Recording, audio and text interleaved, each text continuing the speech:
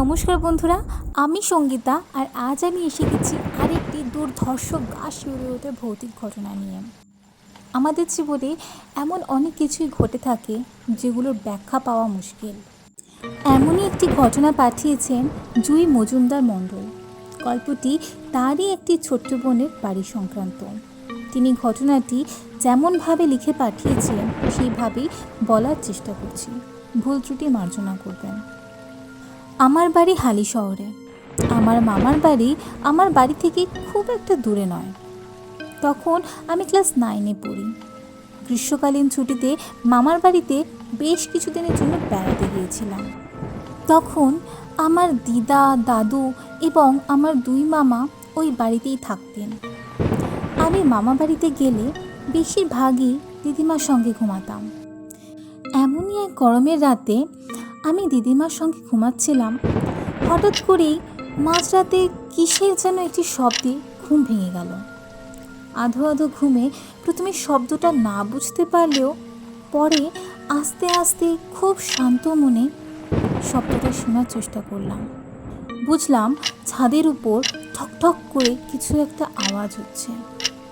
প্রথমে ভাবলাম গরমকাল, তাই হয়তো দাদু বা 2 মামার মধ্যে কেউ ছাদে হাঁটাচলা করছে। কিন্তু শব্দটা ঠিক চলাচলের নয়, মনে হচ্ছে ছাদের উপর কেউ যেন পেরেক বা ওই জাতীয় কিছু ঢুকছে। 2-1বার দিদিমাকে ডাকারও চেষ্টা করলাম, কিন্তু সারাদিনের অক্লান্ত পরিশ্রমের পর দিদিমার ঘুম ভাঙতে চাইল না। তাই আমিও আর জোর করে দিদিমাকে তোলার চেষ্টা করলাম না। পাশের ঘরে দাদু আর 2 মামা একসঙ্গে শুয়েছে।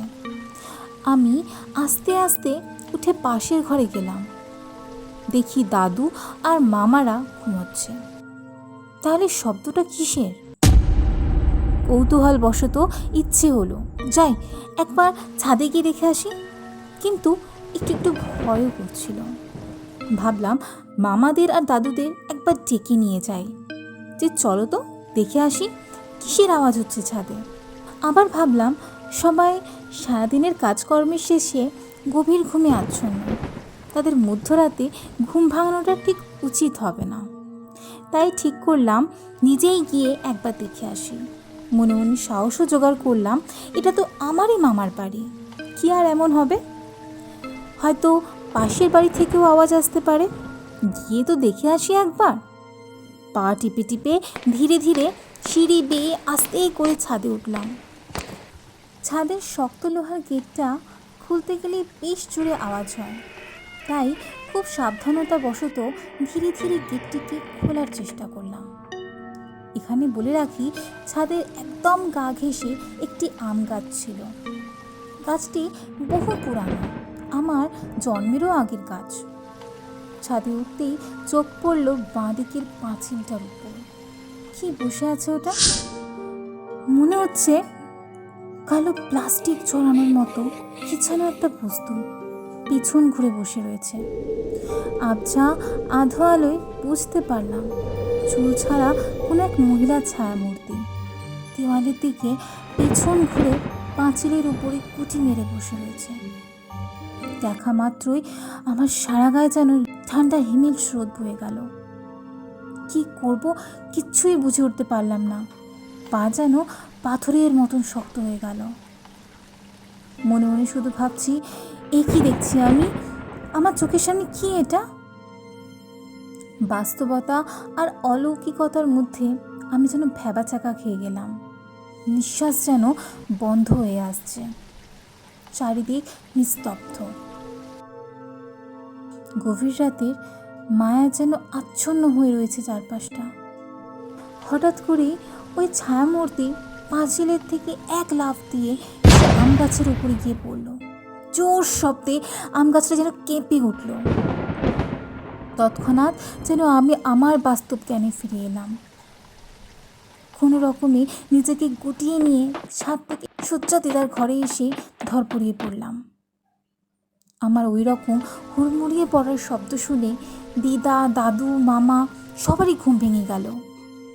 সবাই ছুটে এসে আমাকে জিজ্ঞাসা করলো, কি হয়েছে? আর এত রাতে আমি এরকমভাবে ঘামছি বা কেন? আমি যেন তখন বাকরুদ্ধ, কোনো শব্দই যেন আমার মুখ থেকে বার হচ্ছে না, শুধু বারবার ইশারা করছি ছাদের দিকে।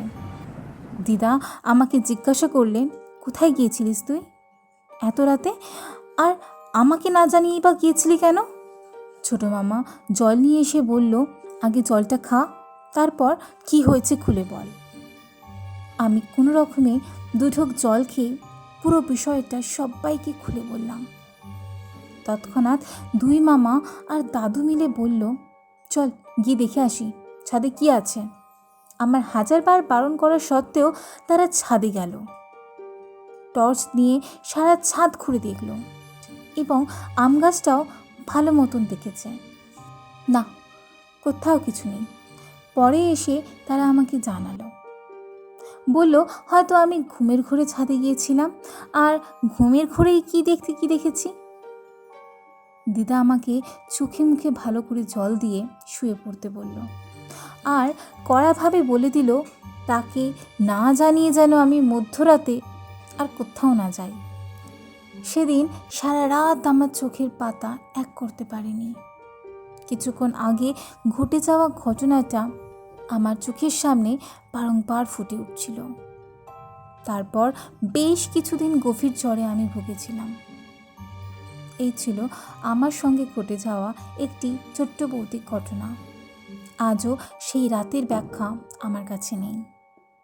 সেদিন যে আমি কি দেখেছিলাম তা আজও আমি বুঝে উঠতে পারি না। তবে যেটাই দেখেছিলাম সেটা যে স্বাভাবিক কিছু ছিল না, সেটা আমি খুব ভালো করে বুঝেছিলাম। নমস্কার বন্ধুরা, আমি সঙ্গীতা। আর আজকের গল্পটি যদি আপনাদের ভালো লেগে থাকে তাহলে অবশ্যই লাইক, কমেন্ট আর নিজের বন্ধুদের সাথে শেয়ার করে দেবেন। সাথে সাবস্ক্রাইব আর বেল আইকনটা প্রেস করতে একদম ভুলবেন না, যাতে পরবর্তী ভিডিওর নোটিফিকেশান সর্বপ্রথম আপনার কাছে পৌঁছায়। আর হ্যাঁ, যদি আপনাদেরও জীবনে ঘটে থাকা এমন কোনো ভৌতিক ঘটনা থেকে থাকে বা শোনা কোনো ভৌতিক ঘটনা থাকে, তাহলে অবশ্যই আমার মেসেজ করে বা স্ক্রিনে লেখা ইমেল অ্যাড্রেসে সেন্ড করে দিতে পারেন। তো tata, bye bye, stay blessed, be happy.